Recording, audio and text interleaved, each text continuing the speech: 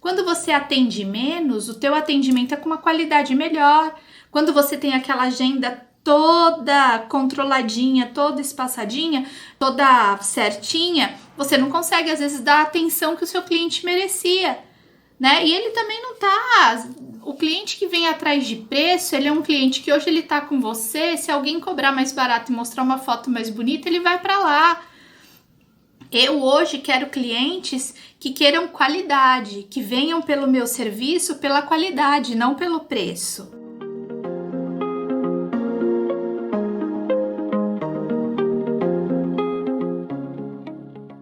Olá, aqui é a Cristiane Cito e hoje eu tô aqui para falar sobre um assunto que gera muita polêmica. Como estabelecer o preço do meu serviço? Isso é uma das dúvidas que eu vejo que é mais frequente, eu já dou aula há algum tempo, e é uma das dúvidas mais frequentes dos meus alunos. Então hoje eu trouxe esse tema aqui para a gente discutir e ver como eu posso fazer para definir o valor do meu serviço. E dessa forma, eu fiz aqui uma listinha, que são muitas coisas mesmo que a gente tem que levar em consideração na hora de dar o valor para o nosso serviço. Uma das coisas que eu vejo muito aqui, na minha região principalmente, são as pessoas cobrando o valor, dando o valor do seu serviço pelo mesmo valor que as outros cobram. O que eu quero dizer com isso? Ah, fulano cobra R$300, ciclano cobra R$300, eu vou cobrar R$300 também. Isso tá certo? Faça essa pergunta para você, sim ou não? No meu ver, eu não posso dar o valor do meu serviço baseado no serviço do outro, por dois motivos. Primeiro, eu não sei o que o outro está oferecendo para aquele cliente. E segundo, eu não posso equiparar o meu conhecimento, o quanto eu invisto em mim, me baseando no valor do outro.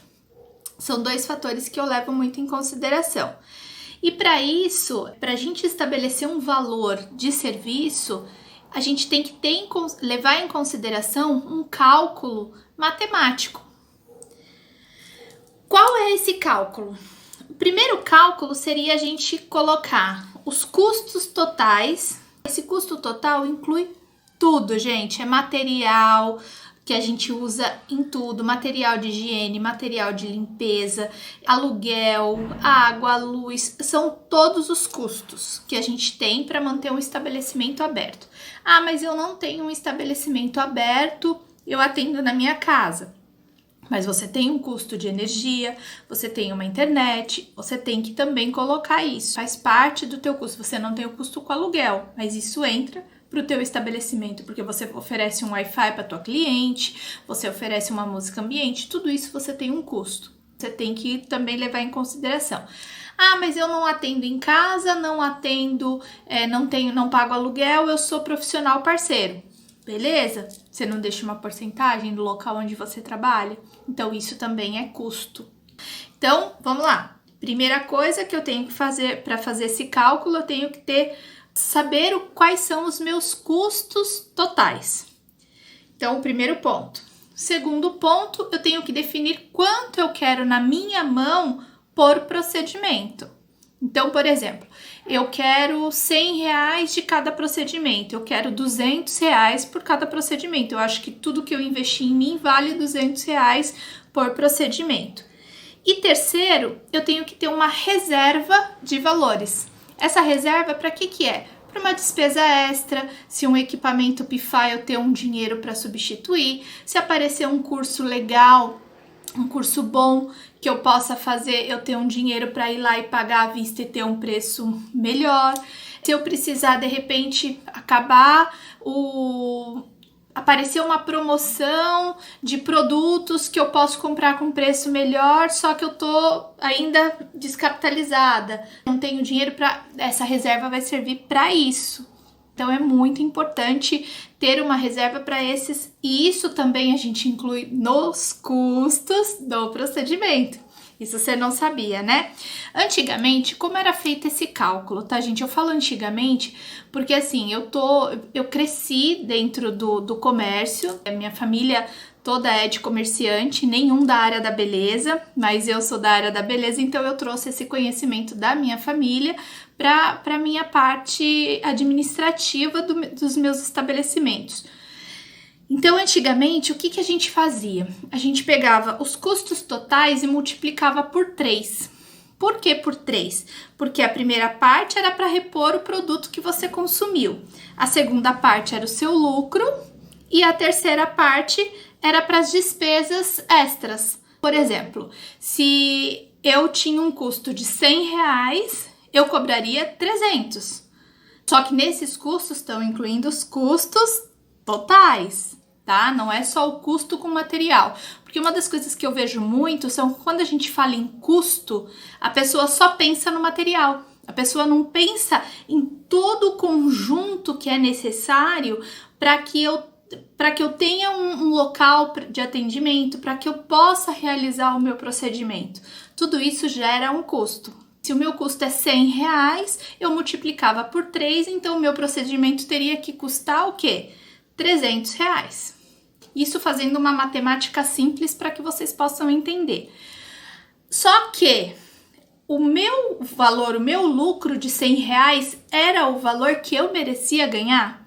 Então hoje eu sempre oriento os meus alunos a definirem de forma clara o quanto eles querem na mão deles, que seja o lucro líquido deles, por procedimento. Eu quero 150, eu quero 200, eu quero 300. Então, o meu preço de partida vai sair daí. Eu quero R$200 na minha mão. Eu tenho um custo fixo de R$100. E eu quero deixar mais R$100 para uma reserva. Então, se eu quero R$200 na minha mão, eu tenho um custo fixo de 100 e eu tenho mais 100 de material, eu posso repetir o valor normalmente do meu custo para um custo reserva. Isso é uma coisa bem legal também, porque assim você faz um capital um pouquinho maior. E aí, o que eu vou fazer? Então, o valor do meu procedimento vai ser 400. Só que todo mundo aqui na minha cidade cobra 300, então eu vou cobrar 300 também? Vai acontecer duas coisas, ou você vai perder na reserva ou você vai perder no seu lucro, porque o custo total não muda. Você vai ter que abrir mão de alguma coisa. Então, eu sempre oriento os meus alunos a definirem o quanto ele quer na mão dele por procedimento, né? Porque o que eu vejo muito por aí são as pessoas cobrando. Tem aquela ilusão, eu cobro R$300, aí eu recebo R$300 na minha mão. Só que desses R$300, quanto sobra na minha mão? Você sabe me responder isso? Se faça essa pergunta, quanto sobra na minha mão depois que eu pagar todas as minhas despesas? O teu lucro não tem que ser a sobra depois de pagar todos os custos. O teu lucro tem que estar dentro do custo do procedimento. Entendeu? Porque o que eu vejo, as pessoas hoje em dia tem aquela ilusão. Eu cobro R$300, eu faço 10 procedimentos por dia, eu recebo 3.000. Quanto que sobra depois que você paga tudo? Será que tá sobrando, tá empatando ou tá faltando e você tá tendo a ilusão de que tá ganhando dinheiro? Porque hoje em dia nada é de graça, gente. Você passa R$300 num cartão, você vai ter a taxa da maquininha, você vai ter a taxa de parcelamento. Se você faz antecipação de crédito, que hoje muita gente faz antecipação de crédito, porque o cartão de débito a gente recebe em 24 horas, de 24 a 48 horas, se eu não me engano, de crédito é de 30 a 45 dias, e você pode fazer antecipação para receber em 24 horas. Tudo isso você paga taxa. E essas taxas são custos. Quanto de custo eu tenho com isso? Aí quando você vai ver, você cobra R$300. Essas taxas deram em torno aí, depende se você pegar alguma promoção boa, se você tiver alguma promoção legal com a máquina de cartão lá, uma taxa boa, você vai pagar aí 5, 6% de taxa de cartão. Então, o teu procedimento, só com isso, tá? Só com isso, o teu procedimento, ele já não custa R$300. Porque aí você tem que ver R$300 menos tantos por cento. Tantos por cento equivale a quanto? Então, o teu procedimento vai ser os R$300, o valor dele é sem aquela taxa. Aí você vai descontar os custos, você vai descontar material, você vai descontar um monte de coisa. Quanto sobra na tua mão? É isso que a gente tem que ter na cabeça. Ah, mas eu atendo 10, eu ganho na quantidade. Não, não ganha na quantidade. Você tem a ilusão de que você ganha na quantidade. Hoje eu, por exemplo, um dia eu já pensei dessa forma. Hoje eu prefiro fazer 2, 3 procedimentos na semana e cobrar um preço justo do que eu fazer 10 procedimentos para ganhar a mesma coisa. Por 3 motivos. Primeiro, meu desgaste é menor. Segundo, meu ganho vai ser igual, então eu atendendo 3 ou eu atendendo 10, eu vou ganhar a mesma coisa. Terceiro, eu gasto menos material. Para atender 10, eu tenho que ter muito mais material do que eu para atender 3 e vou ganhar a mesma coisa. A gente só consegue entender o valor do nosso serviço quando a gente vê que a gente pode ganhar a mesma coisa produzindo menos e oferecendo o quê? Mais qualidade. Para eu atender 10 clientes numa semana, ou 10 clientes, quando eu falo, eu não falo em dias, eu falo em semanas, porque dependendo do profissional, o procedimento a cada 2 horas, a gente consegue atender no máximo 5 clientes num dia, com um espaçamento aí, se trabalhando 10 horas no dia. Se for trabalhar um pouco menos, de 3 a 4 clientes, porque tem a limpeza da sala, tem aqui a parte da conversa com o cliente, deixar o cliente mais à vontade. Então, assim, quando você atende menos, o teu atendimento é com uma qualidade melhor.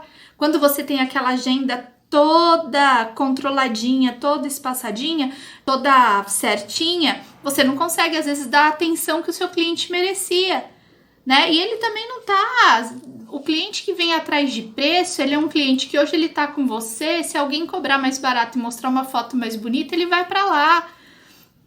Eu hoje quero clientes que queiram qualidade, que venham pelo meu serviço pela qualidade, não pelo preço. São coisas que a gente vai aprendendo com o tempo, né? Não é do dia para a noite que eu consegui fazer isso, mas quando eu comecei cobrando já um valor acima do mercado na região que eu morava. Por quê? Porque eu sabia o que eu estava entregando para o meu cliente. Porque todo mundo cobra? Não, eu fiz o cálculo, eu levantei, eu quero X na minha mão e eu comecei a cobrar. A dona do salão que eu trabalhava como parceira, ela falou, nossa, mas você vai cobrar isso? Ela era também profissional. Ela falou, mas você vai cobrar isso? Eu falei, vou. Ela, você não vai ter cliente. Eu falei, mas eu vou cobrar isso. O cliente que sentar na minha cadeira, ele vai sentar pagando esse valor, que é o valor justo pelo meu trabalho. Ela ficou até surpresa e eu comecei a atender. E você vê, o meu posicionamento diante de uma situação, eu tava começando, eu podia ter falado assim, vou cobrar mais barato, vou cobrar igual o pessoal tá cobrando, poderia ter até falado, vou cobrar mais barato que você, porque você já tem mais experiência do que eu. Então, foram formas, eu decidi cobrar X, e conforme eu fui me aperfeiçoando, eu fui me aprimorando, eu fui subindo o valor. Hoje eu estou estabelecida num valor que eu acho que é justo para o que eu quero para minha mão, para o que eu ofereço para o meu cliente. E se eu achar que tiver necessidade de aumentar, eu vou aumentar, porque eu estou aumentando o meu conhecimento. Eu estou estudando muito, eu estou aprendendo muita coisa e estou trazendo coisas novas para as minhas clientes. Então elas percebem isso. Elas falam assim, hoje ela trouxe uma técnica diferente, vou lá ver, olha, ela aprendeu, ela estava fazendo um curso. Então, assim, tudo isso agrega valor para o serviço que você oferece. Se faça essa pergunta, se o valor que você cobra está suprindo as suas despesas. Eu já te perguntei e eu quero que você pode colocar até no comentário, me responda. Se você, depois de você se fazer essa pergunta, se você está tendo lucro, se está empatando ou se não está tendo lucro. Até é uma forma da gente se comunicar. Agora, vamos lá. Eu falei tudo isso para vocês. E como é que eu faço para fazer esse cálculo de custos? Então, o primeiro passo para o cálculo do levantamento de custos, eu fazer o levantamento do material. Então, esse é o primeiro passo. Dentro da lista de materiais que eu utilizo no meu estabelecimento comercial, no meu procedimento, eu tenho os materiais quantificáveis e os materiais não quantificáveis. Cris, o que é isso? Material quantificável é todo aquele material que eu consigo quantificar a unidade. Então, por exemplo, uma caixa de luva. Vem 100 pares a caixa de luva. Aqui na minha região, uma caixa de luva é na faixa de R$13. Então, eu vou pegar R$13 e vou dividir por 100. Com isso, eu vou ter o valor o quê? Da unidade da minha luva. Então, cada luva me sai por 13 centavos. Eu uso num procedimento 2 luvas, eu tenho um custo com luvas descartáveis de 26 centavos. E isso eu vou quantificar todos os meus materiais que vêm em unidade. Então, aqui é só para você ter uma ideia. Se eu usar 2 pares de luva, eu vou usar, vai ser aquele 0,26, né? Os 26 centavos vezes 2, porque eu usei 2 pares. Que às vezes a gente tem que tirar a luva durante o procedimento para mexer em alguma coisa e quando vai colocar, põe uma luva nova. Nesses casos, a gente tem que quantificar. Então, eu usei 2 luvas, o meu custo vai ter uma variação. E os não quantificáveis são aqueles que a gente não consegue dosar o que a gente está usando no cliente. Então, vamos lá. Como que eu quantifico? Tem 2 formas. Ó, eu vou dar um exemplo do anestésico. Um anestésico, ele vem normalmente em ml, não é verdade? Vem em grama, porque ou ele é mais líquido em gelzinho, ou ele é em creme. Eu posso quantificar ele de uma forma simples. Então, vamos lá. R$100 um anestésico com 10 gramas. Eu sei que se eu pegar os R$100 e dividir por 10, eu vou ter aí o valor do meu, de cada grama do meu anestésico. Voltando lá. Então, o meu anestésico custa R$100 e ele tem 10 gramas. Se eu fizer a divisão, eu consigo ter o valor da grama do meu anestésico, ok? Fiz isso, mas eu sei quantas gramas eu uso por cliente? Eu tenho uma balancinha de precisão lá para pesar o meu anestésico? Não tenho. Então, é uma quantidade subjetiva. Por exemplo, como eu faço para quantificar esses produtos que não são quantificáveis? Aí vem o pulinho do gato. Eu utilizo o quê? Um caderninho onde eu escrevo todos os materiais que não são quantificáveis. Nesse caderninho tem anestésico, tem pigmento e mais todos os restos que depois eu vou falar para vocês quais são esses materiais para vocês terem uma ideia. E aí eu anoto num caderninho. Cada cliente que eu atendo, quando eu abro uma embalagem, tá, gente? Cada cliente que eu atendo, eu vou lá e faço um risquinho. Então, por exemplo, eu sei que um anestésico de 10 gramas eu consigo atender 7 clientes. Então, o que eu vou pegar e vou fazer? Eu vou pegar o valor do meu anestésico, vou dividir por 7 e eu vou ter o custo desse anestésico por cliente. Então, desse anestésico, o custo do meu procedimento, o custo da quantidade que eu uso por cliente é R$14. Eu tenho aqui como um exemplo para vocês o anestésico. A luva é quantificável, é um cálculo simples. Eu pego a quantidade de luvas, o valor e divido pela quantidade de luvas. Aqui acaba dando um pouquinho mais de trabalho porque eu vou ter que fazer essa anotação. Só que também, depois que eu sei que 10 gramas eu consigo atender 7 clientes, eu já sei o custo daquilo ali. Ah, pode dar 8 ou pode dar 6? Pode, é um custo variável, mas aí é simples a matemática também. O difícil é você dar o pontapé inicial para você conseguir se organizar para fazer esse custo. Então, eu sei que, por exemplo, num cliente eu uso 26 centavos de luva e eu uso R$14 de anestésico. Eu vou passar para vocês agora uma lista, mais ou menos separando os materiais quantificáveis e os materiais não quantificáveis. Então, os quantificáveis são agulha, lâmina, luva, máscara, protetor de procedimento. Protetor de procedimento, gente, é aquele babadorzinho que a gente coloca para proteger a roupa do cliente, tá? Avental, lençol, pinça, se você trabalhar com pinça descartável. As escovinhas que a gente utiliza para pentear a sobrancelha, cotonete. Algodão é variável, porque se ele for em quadradinho ou disco, aqueles algodõezinhos assim, você consegue contar e dividir pelo valor. Se ele for aquele de rolo que a gente corta em casa, já fica mais difícil.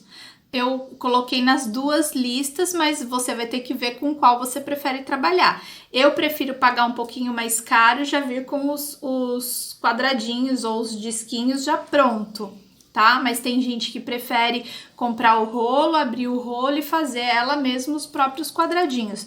Aí você vai ter que quantificar de uma outra forma, ok?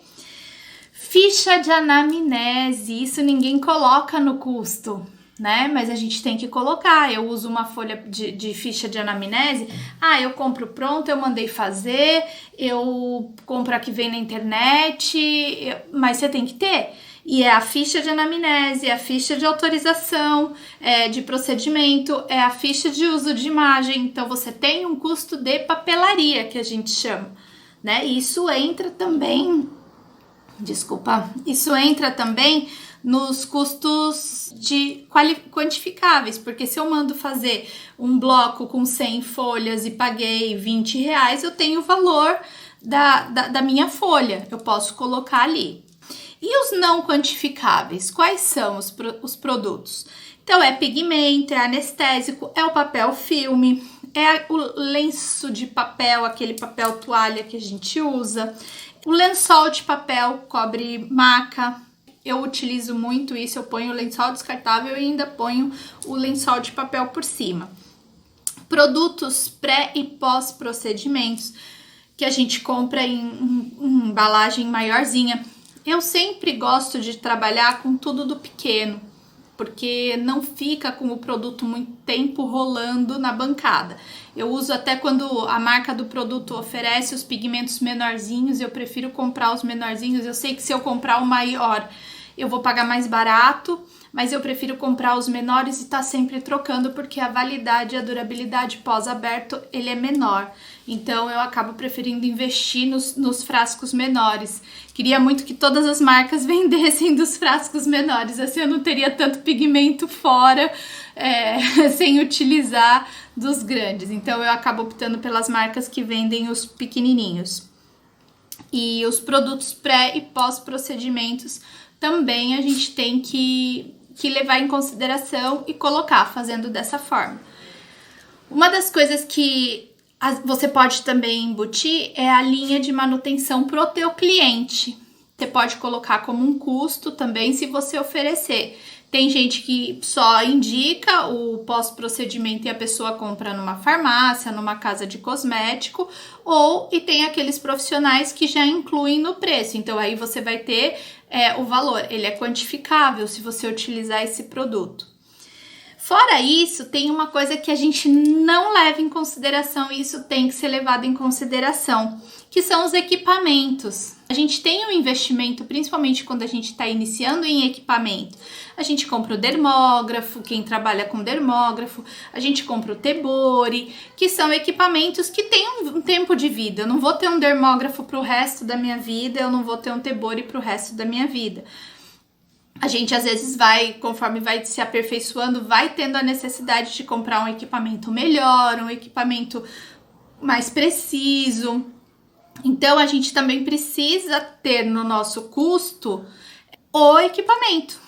Então, uma forma que eu encontrei, tá, gente? Isso ninguém ensinou, mas uma forma que eu encontrei de conseguir embutir um valor de custo de equipamento foi eu pegar o valor do equipamento, dividir pela quantidade de dias de um ano, e aí eu tenho o custo do dia do meu procedimento. E eu coloco em cada procedimento o valor do dia do meu dermógrafo.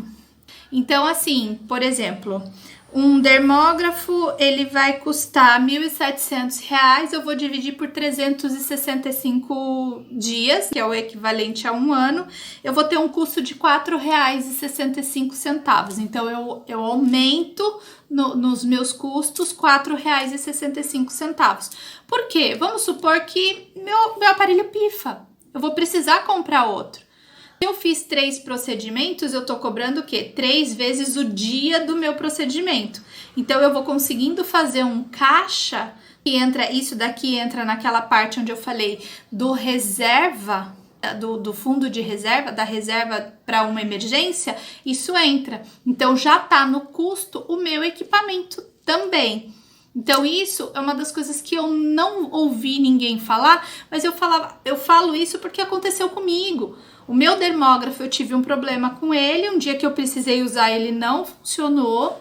A sorte que eu tinha uma colega que tinha um equipamento, ela me cedeu e eu tive que sair naquele dia mesmo para comprar. E aí, se eu não tenho meu fundo de reserva, se eu não tenho da onde tirar, o que eu faço? Vou ficar usando da colega até eu poder comprar um equipamento? Né? Ou então vou me enfiar numa dívida? Então, tudo isso a gente tem que levar em consideração na hora que a gente vai colocar o preço no nosso serviço. Então, assim, para vocês verem que não é uma coisa simples decidir o valor do serviço. Eu vou cobrar X porque eu acho que tem que ser. Não, tudo tem um porquê que tem que ser.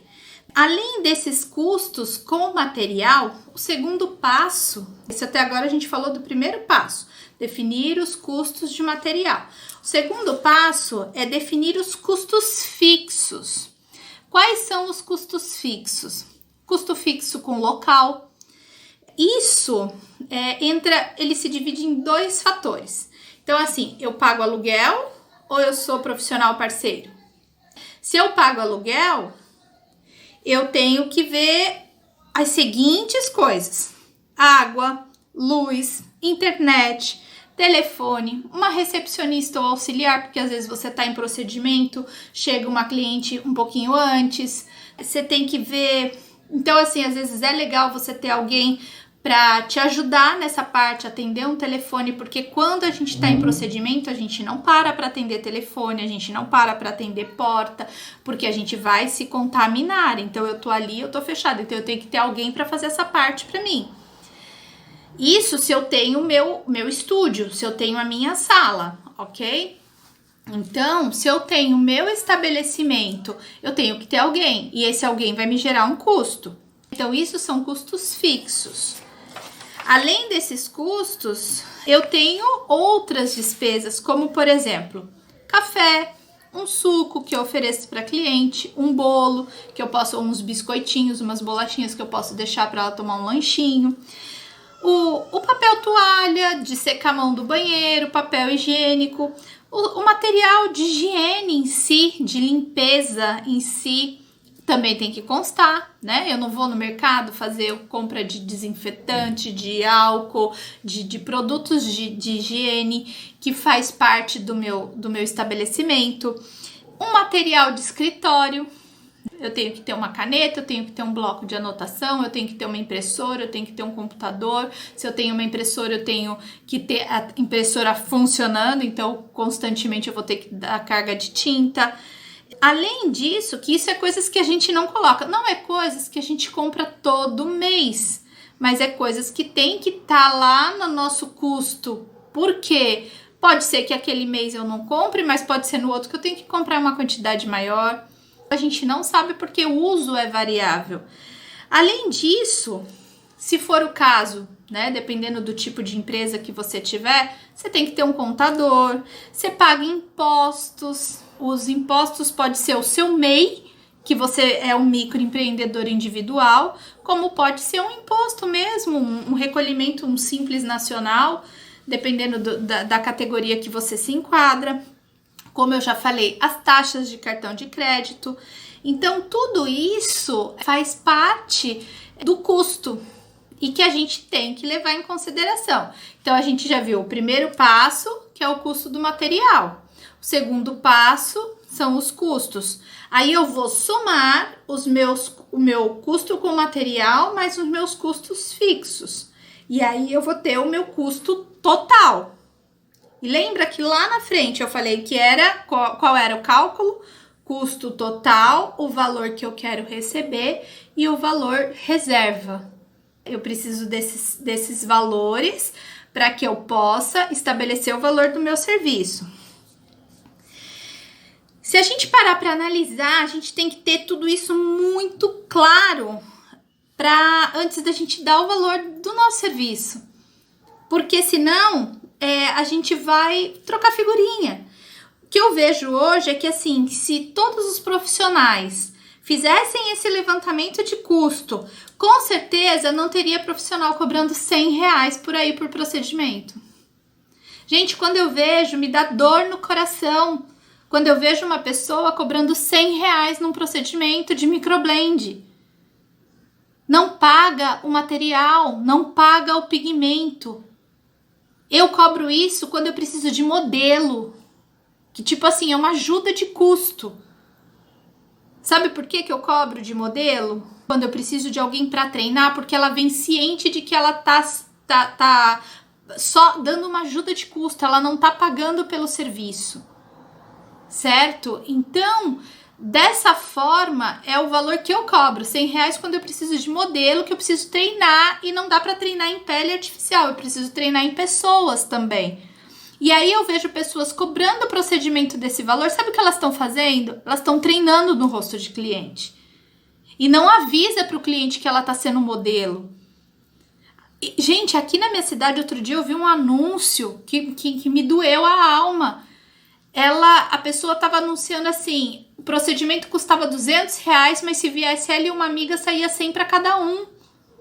Meu Deus, é ilusão de que tá ganhando dinheiro. É ilusão de que tá se destacando na profissão porque de repente tá com uma agenda cheia. Porque o tipo de cliente que ela tá atingindo é cliente que vai atrás de preço. E a dor de cabeça que ela pode ter se ela não fizer um bom trabalho é terrível. Tem coisa que não tem preço. A minha tranquilidade de deitar a cabeça no travesseiro e saber que eu fiz o meu trabalho bem feito e que minha missão foi cumprida, não tem preço. Como que ela consegue trabalhar com produto de qualidade, com pigmento bom, cobrando esse valor? Não tem, a conta não bate. Outro fator que a gente tem que levar em consideração é o público que você pretende atingir. O que acaba acontecendo? No meu caso, quanto mais caro você cobra, maior é o valor do serviço que você tem que entregar. Dessa forma, o que eu quero dizer com isso? Cris, quais seriam as coisas que eu tenho que entregar? É você saber o quanto você vai entregar de qualidade para o teu cliente. Teu tempo para o teu cliente. Porque quando a gente investe em conhecimento, a gente investe na gente, a gente agrega valor para o cliente, porque o cliente vê que você está em busca de coisas novas, o cliente vê que você não para de estudar, o cliente vê que você está se esforçando e que aquele dinheiro que ele investiu no procedimento está trazendo um retorno para ele próprio. A gente vê muito profissional que faz um curso lá de uma semana e ele começa a atender e nunca mais faz curso, nunca mais se especializa, nunca mais vai... Gente, a área de estética todo dia se atualiza, todo dia tem uma novidade, todo dia... Às vezes eu falo, meu Deus, é tanta coisa, eu participo de alguns grupos, é tanta coisa nova que eu falo assim, meu Deus do céu, como que eu consigo acompanhar isso? Né? Se eu ficar 2, 3 dias sem ver, quando eu chego já tem um procedimento novo, e isso não é só na área da micropigmentação, isso é na área da estética em geral. Outro dia uma aluna mandou uma mensagem pra mim, ai, o que você acha da sobrancelha cipestre? Eu falei, meu Deus, eu preciso ver o que é isso. Aí fui na internet e vi pra poder orientar a cliente, porque eu tava um tempinho focando nos estudos, mas assim, aí é uma moda. É uma moda que estão querendo usar, que aqui no Brasil, no meu ver, não vai pegar, porque é aquela sobrancelha desordenada, é aquela sobrancelha mais grosseira. Pode ser que fora do Brasil já tenha esse padrão mais natural, como é aquela sobrancelha em pena, que o povo divide para um lado, divide para o outro, abre a sobrancelha e fica parecendo uma pena. São coisas que vão aparecer na passarela, vão aparecer em tutoriais de revistas, mas que não são comerciais e não são usuáveis, principalmente aqui no Brasil, que o pessoal adora uma sobrancelha marcada. Então, isso são coisas que a gente tem que estar atualizado, porque a cliente, da mesma forma que foi uma aluna, poderia ter sido uma cliente chegando para mim e perguntando e eu não sabia responder. Então, a gente tem que estudar, a gente tem que se atualizar, a gente tem que investir no nosso conhecimento, porque o valor, ele está agregado ao conhecimento que a gente oferece e à segurança que a gente transmite. Agora sim, eu vou dar como exemplo para vocês a forma que eu trabalho. Eu trabalho como profissional parceiro, eu deixo uma porcentagem no salão que eu trabalho. E essa porcentagem, a gente falou até agora de quem trabalha com um espaço próprio. Então, quem trabalha como profissional parceiro vai se enquadrar um pouco aqui no exemplo que eu vou dar, que é o exemplo que eu vivo hoje.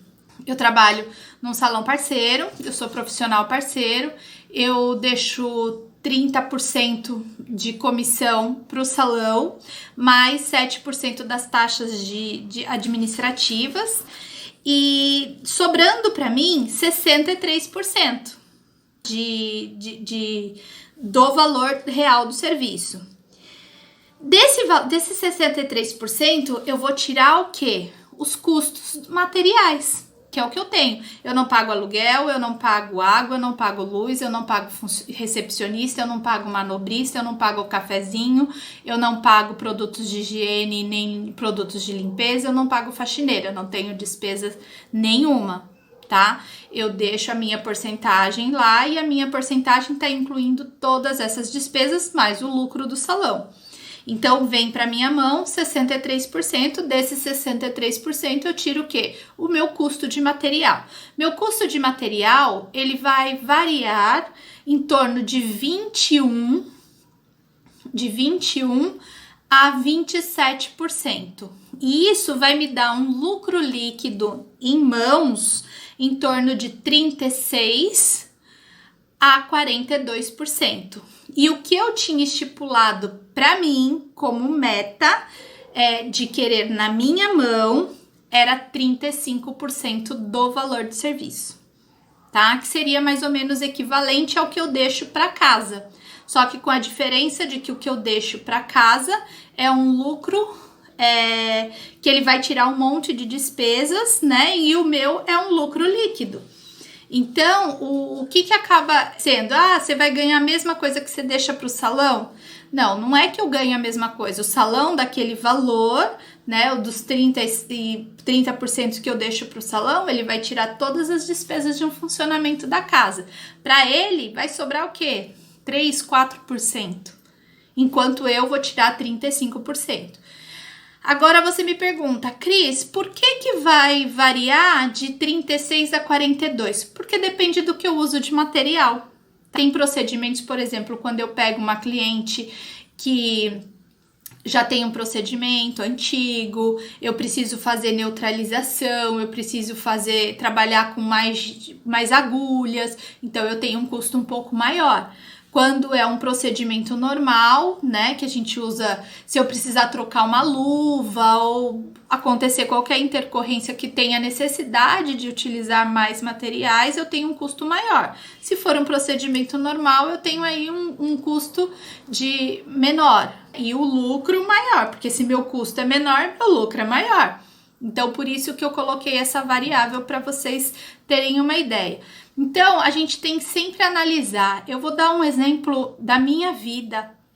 O meu sonho era ter o meu salão de beleza, era ter o meu estúdio, e eu consegui realizar esse sonho.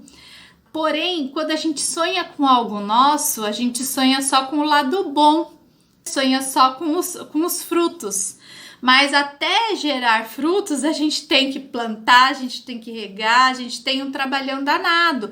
E manter um estabelecimento aberto nos dias de hoje no Brasil, dias de hoje eu não falo nem de pandemia, tá, gente? Eu falo num Brasil normal, não é fácil, principalmente porque a gente não tem o preparo para ser um administrador. Eu vejo muita gente abrindo estabelecimento, pagando para trabalhar, eu falo que brinca de trabalho, tá lá feliz com o estabelecimento montado, achando que tá ganhando dinheiro e na realidade não tá. Só tá tendo dor de cabeça, porque ter um estabelecimento comercial aberto é dor de cabeça. Eu vou falar da minha experiência, eu fui saber o que era ganhar dinheiro quando eu passei a ser profissional parceiro. Porque eu era a primeira a chegar, eu era a última a sair, eu tinha um monte de dor de cabeça e o meu sonho era atender. Então foi quando eu consegui entender qual era o meu sonho. O meu sonho era ser profissional, não era ser dona de um estabelecimento. O meu sonho era atender e ter o contato com as minhas clientes, não era cuidar da parte administrativa que envolve um estabelecimento. Apesar que a gente vai mudando. E o que facilita no fato de ser um profissional parceiro e ser independente?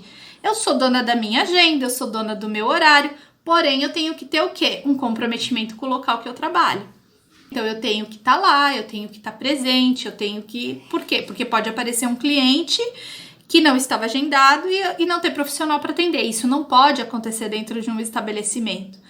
Quando você já é dono, você trabalha com a agenda marcada, não corre o risco de aparecer alguém. Então, os dois lados têm as suas vantagens. Eu não posso falar que dessa água eu não mais beberei, porque eu não sei o dia de amanhã. Mas hoje eu tô muito feliz em trabalhar como profissional parceiro. Tá certo? O que eu tinha para falar para vocês em relação a custos, a um pouquinho dessa experiência, como colocar o preço do serviço de vocês, não se basearem no que o outro está cobrando. Você sabe o valor, o seu valor, o quanto você merece pelo seu trabalho. Ninguém tem o direito de dar valor no seu serviço. Isso eu falo, gente, porque tem cliente que quer dar valor pro serviço da gente. Tem muita cliente. E eu falo para vocês, a cliente que chega querendo dar valor pro meu serviço, eu não atendo. Eu sei quanto vale o meu serviço. Então, se chegar alguma cliente, porque fulano cobra, então vai fazer com fulano. E isso não é de agora, tá? Isso é de sempre. Eu falo, um dia eu já chorei, porque eu falava assim, eu tenho que cobrar a mesma coisa, porque senão eu vou perder cliente. Até o dia que eu entendi que se eu não der o valor que eu mereço, ninguém vai fazer isso por mim. Então, eu não tenho que cobrar o menor preço porque o meu colega do lado está cobrando o menor preço. Eu tenho que cobrar aquilo que o meu trabalho vale. E eu sei o quanto o meu trabalho vale porque eu sei o que eu estou oferecendo e porque eu sei o quanto eu investi nesse conhecimento. Então, pensem sempre nisso. Pensem na valorização profissional, no que vocês estão oferecendo, no que vocês querem oferecer para o cliente de vocês. Principalmente na hora de oferecer, de decidir o valor. O mercado, o local que eu trabalho, todo mundo cobra esse preço. O problema é deles, eu não vou cobrar esse preço. E isso a gente tem que ser firme. Eu falo, olha, eu já tive muita cliente, não só de micro, quem já me acompanha sabe a minha história, sabe que eu sou cabeleireira também, eu sou da área da beleza, eu sou profissional da área da saúde também, eu sou fisioterapeuta de formação. Eu nunca deixei as pessoas dizerem o quanto eu tenho que cobrar. Quando eu cobrava barato era porque eu achava que eu não podia oferecer mais. Então, que aquele valor era justo. E quando eu aumentei o valor, eu aumentei por quê? Porque o meu conhecimento aumentou, o meu know-how aumentou e eu senti a necessidade de cobrar mais porque eu estava oferecendo mais. E as minhas clientes não reclamaram. Por quê? Porque elas sabiam a qualidade que elas estavam recebendo. Uma das coisas que tem que ficar bem clara para vocês que número não é qualidade, quantidade de atendimento não quer dizer que você está ganhando dinheiro. Então, tudo isso vocês têm que levar em consideração e na hora de quantificar, de dar valor e quantificar o trabalho de vocês, ok? Espero que tenham gostado, espero que eu tenha ajudado a esclarecer alguma dúvida em relação a custos. E por ser uma coisa que eu tive que aprender na raça, não foi fácil fazer todos esses cálculos, descobrir valores, descobrir o quanto eu queria receber por procedimento, porque a gente, principalmente quando a gente está começando, a gente acha que tem que cobrar barato porque não tem experiência, e não é isso. A gente tem que treinar mais, praticar mais, e quando eu falo treinar, não é só treinar em cliente, é treinar em casa, é praticar em casa, para poder, quando chegar num cliente, entregar o melhor. E isso sim o cliente vai saber valorizar, que você está entregando o melhor, tá certo? Então sempre procure dar o melhor, o seu melhor para o seu cliente. Um beijo grande e até a próxima aula. Tchau, tchau!